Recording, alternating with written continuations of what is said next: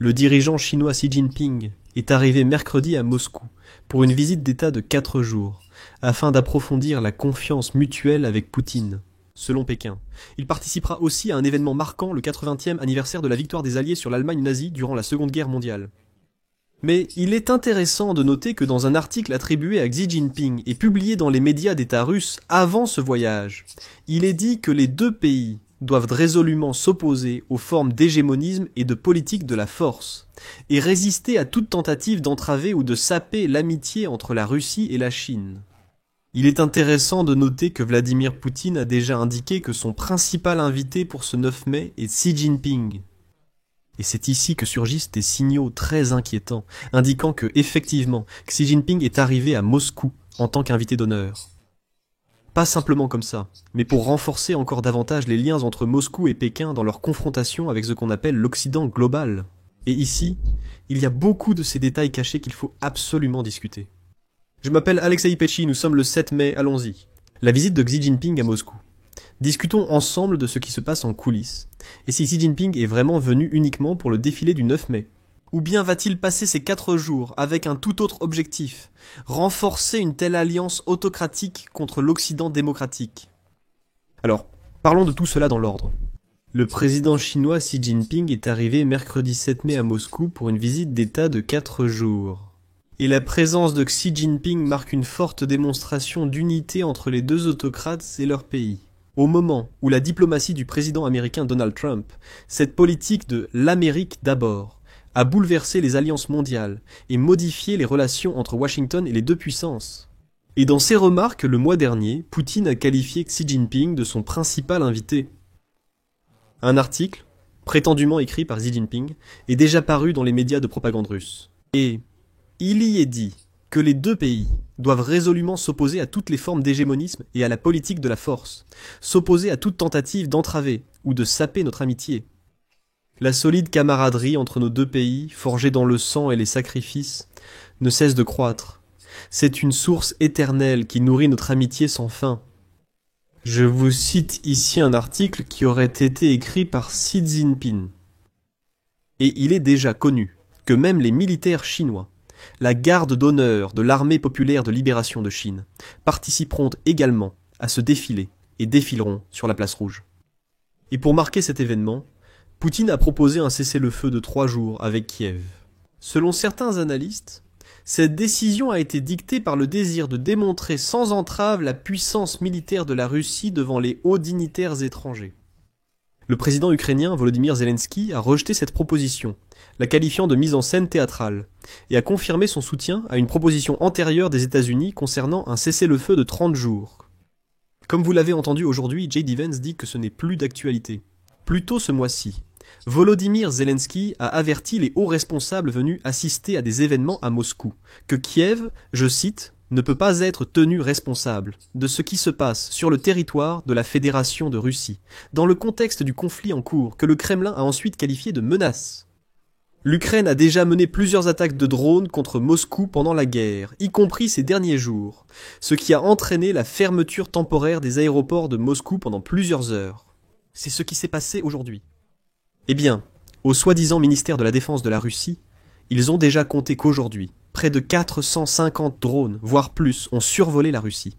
50 Ukraines déclarent que ces attaques visent à détruire les infrastructures, jouant un rôle clé dans les opérations militaires de Moscou, et qu'elles constituent une réponse aux attaques continues de la Russie contre le territoire ukrainien, y compris les quartiers résidentiels et les infrastructures énergétiques. Revenons à Xi Jinping. Comme je l'ai déjà supposé, Xi Jinping sera à Moscou ces jours-ci. Il est peu probable que l'Ukraine attaque précisément Moscou avec ses drones, mais elle pourrait attaquer d'autres régions. Dans l'ensemble, il s'agit déjà de la 3e visite de Xi Jinping en Russie, depuis que Poutine a lancé sa guerre à grande échelle contre l'Ukraine il y a plus de 3 ans. Cependant, depuis sa dernière visite il y a plus de 6 mois, beaucoup de choses ont changé. La Chine et les États-Unis sont actuellement dans une escalade de guerre commerciale qui menace d'avoir de graves conséquences pour les deux économies. Et Pékin doit renforcer ses relations amicales et ses partenariats commerciaux avec d'autres pays, y compris la Russie. Et les hauts responsables des États-Unis et de la Chine prévoient de se rencontrer en Suisse à la fin de cette semaine. ce qui pourrait marquer le début d'un long processus de négociation commerciale, visant à mettre fin au désaccord. Mais avant cela, il est clair que Xi Jinping souhaite trouver un accord avec Poutine, pour aborder les négociations en Suisse avec les Américains, en position de force. Cependant, sous Trump, Moscou a constaté que l'Amérique l'a traité beaucoup plus favorablement que sous son prédécesseur. Cependant, elle s'inquiète de la récente détérioration des relations entre Washington et Kiev, car le président américain semble s'impatienter face à Poutine qui veut résoudre le conflit. Eh bien, comme le dit Yun Sai, directeur du programme Chine au centre d'analyse Stimson Center de Washington, citation. Désormais, la Chine et la Russie ont davantage de raisons de présenter une image convaincante de leur alliance. Compte tenu de la turbulence créée par la politique de Washington dans le monde, la Chine et la Russie vont envoyer des signaux indiquant qu'il existe encore de la stabilité et de la confiance dans les affaires internationales, et que la déaméricanisation est déjà en cours. Ils vont s'unir et appeler à un plus grand soutien contre les actions unilatérales et l'hégémonie des États-Unis, publiquement et ouvertement. Pour Moscou et Pékin, un événement consacré à la fin de la Seconde Guerre mondiale, qui a marqué la formation du système international sous la direction de l'Organisation des Nations Unies, crée un contexte idéal pour attiser une telle rhétorique, au moment où les États-Unis se sont retirés de certains organes de l'Organisation des Nations Unies et ont ébranlé de vieilles alliances en Europe. Dans un article publié dimanche par l'agence de presse officielle chinoise Xinhua, il est affirmé que Xi Jinping et Poutine, je cite, orienteront la bonne direction de la gouvernance mondiale, s'opposeront fermement aux actions unilatérales et à l'intimidation, et travailleront ensemble pour promouvoir la construction d'un monde égalitaire et ordonné, avec un multipolarisme et une mondialisation économique inclusive. Et donc, selon l'assistant du Kremlin, Yuri Ushakov, lors de la rencontre de jeudi, les dirigeants des deux pays discuteront de l'Ukraine et des relations avec les États-Unis. Et, ce qui est très important, le gazoduc Silla-Sibiri 2.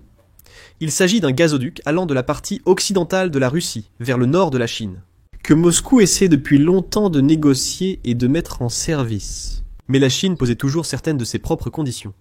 Xi Jinping et Poutine, connus pour afficher leurs relations étroites, ont renforcé ces dernières années les liens économiques et de défense entre leurs pays.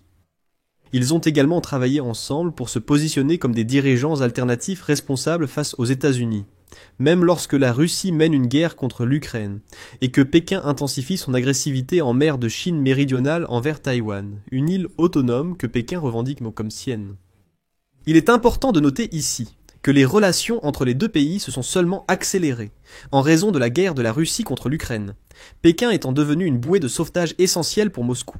Malgré la déclaration de neutralité dans ce conflit, la Chine et la Russie ont atteint un volume record d'échanges bilatéraux l'année dernière, alors que Moscou, sous sanction, se tournait de plus en plus vers la Chine comme marché d'exportation et source de production. Les gouvernements occidentaux ont déclaré que la production à double usage en provenance de Chine, tels que les microprocesseurs et les pièces de machines, soutient la base industrielle de défense de Moscou. Perdant la bonne volonté de Pékin en Europe, la Chine défend son commerce normal avec la Russie, en disant que nous vendons simplement des marchandises. Et ce qui se passe ensuite à Moscou, ce n'est pas notre affaire. Selon les observateurs, lors de cette visite, Xi Jinping s'efforcera d'assurer à la Chine un accès permanent aux ressources naturelles et au marché russe. Étant donné qu'actuellement, la Chine fait face à des droits de douane de 145% sur la majeure partie de ses exportations vers les États-Unis, et que la Chine elle-même a imposé de tels droits de douane élevés en réponse lors de la guerre commerciale prolongée. Compte tenu de la politique actuelle de l'administration américaine à l'égard de la Chine a vraiment besoin de la Russie à bien des égards, en matière de commerce, de ressources énergétiques et de soutien politique sur la scène internationale. Cependant, selon les analystes, cette même tension commerciale, ainsi que les doutes de Donald Trump concernant les liens économiques et stratégiques des États-Unis avec l'Europe, ont également créé une opportunité potentielle pour la Chine de rétablir ses relations avec l'Europe. Et Xi Jinping en sera probablement conscient lorsqu'il mènera sa diplomatie dans les jours à venir.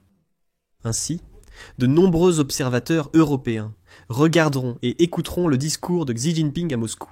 Va-t-il parler de la paix en Ukraine de manière aussi substantielle ? La Chine changera-t-elle son approche fondamentale du soutien à la Russie et à ses efforts militaires contre l'Ukraine, ce qui faciliterait ses relations avec l'Europe ? En d'autres termes, si des messages ou des signaux sont envoyés. L'Europe pourra s'y raccrocher et déclarer qu'il faut probablement rétablir les relations avec Pékin. Ces derniers 6 mois, des questions similaires ont été soulevées quant à savoir si un changement de position des États-Unis pourrait rapprocher Moscou de Washington grâce à Pékin. Et ces derniers mois, Donald Trump a complètement renversé la politique traditionnelle des États-Unis à l'égard de la Russie, reprenant la rhétorique du Kremlin sur la guerre en Ukraine et manifestant sa volonté de faire des concessions en faveur de Moscou, puisque Donald Trump veut mettre fin au conflit. Mais au sein de l'administration de Donald Trump, il y a aussi des signes d'impatience face à la pression continue de Vladimir Poutine sur l'Ukraine, malgré la proposition soutenue par l'Ukraine d'un cessez-le-feu de 30 jours.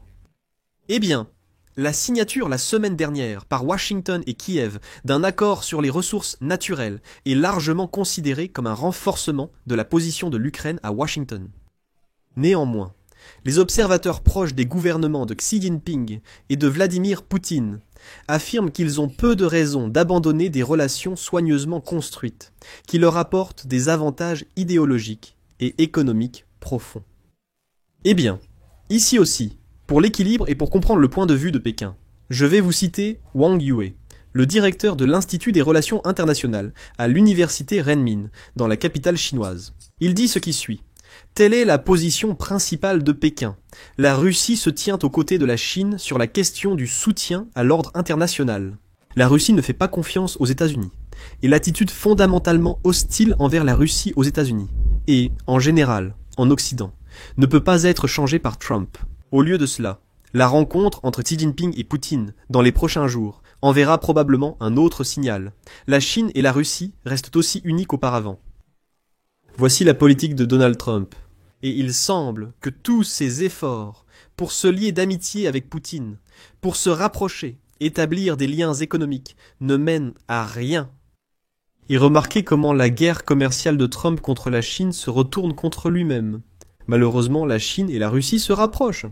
Et maintenant, la Chine va certainement obtenir un certain soutien du dictateur Poutine, très probablement. Elle va se créer des liens énergétiques, etc. Lors de la rencontre avec les Américains en Suisse cette fin de semaine, les Chinois viendront en position de force, affirmant avoir des ressources, et tout ce dont ils ont besoin.